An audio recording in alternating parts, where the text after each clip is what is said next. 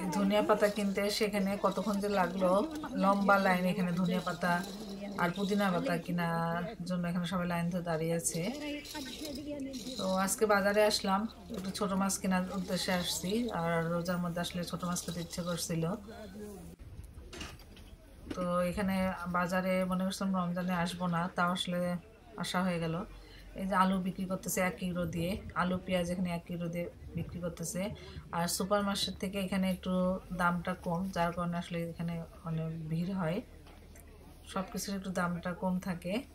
আর মাছ কিন্তু আমার ভালো, মাছগুলো ফ্রেশ মাছ এখানে পাওয়া যায়। আর ছোট মাছ সাধারণত এখানে বেশি পাওয়া যায় না, তাও আজকে আসলাম দেখি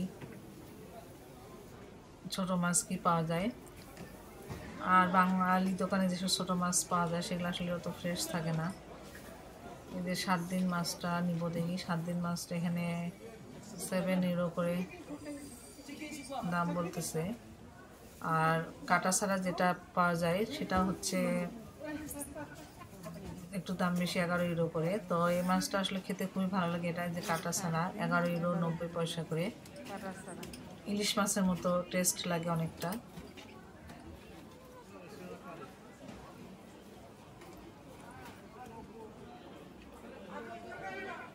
তো সেইটির জন্য আমি এখন রান্না করতেছি। এই যে নিয়ে আসলাম মাছগুলো, দেখতে পাচ্ছেন একদম ফ্রেশ।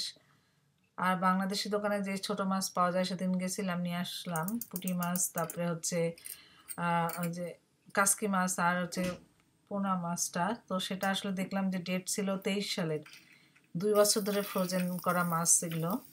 তো আসলে এই মাছগুলো এরকম মানে অনেক দিন, কয়েক বছর ধরে ফ্রোজেন করা মাছ প্রায় দেখি বিক্রি হয় বাংলাদেশি দোকানগুলোতে। বাংলাদেশি যেসব মাছ আর কি বিক্রি হয়, যার কারণে মাসে থেকে নিলে, এসব খোলা বাজার থেকে নিলে দেখা যাচ্ছে যে ফ্রেশ মাছটা পাওয়া যায়।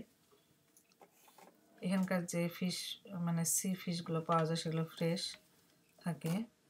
আর ওই অতদিন 2-3 বছর আগের মাছ আসলে ফ্রোজেন করা মাছগুলো খেতে কোনো টেস্টই লাগে না। আমি মাত্র মানে আর কি খাচ্ছি যে দেশি মাছ খাচ্ছি, কিন্তু টেস্ট কোনো কিছুই লাগে না ভালো। তো এই তো আমার সেটের জন্য আমি মাছ ভুনাটা করলাম, একটু মানে ঝোল ছাড়া ভুনা ভুনা করে রাখি, তাহলে ভালো লাগবে।